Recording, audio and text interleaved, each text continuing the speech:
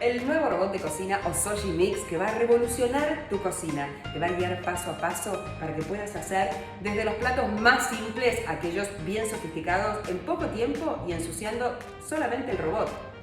Yo en este momento estoy haciendo un pisco, algo bien chileno. Vamos a ver cómo me queda.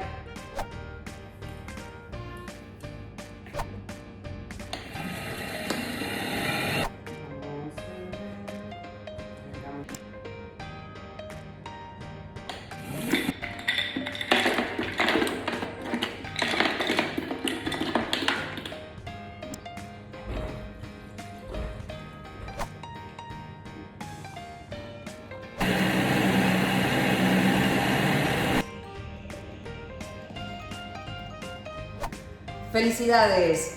Estoy segura que ustedes también se van a enamorar de su Osoji Mix, como me pasó a mí. ¡Salud!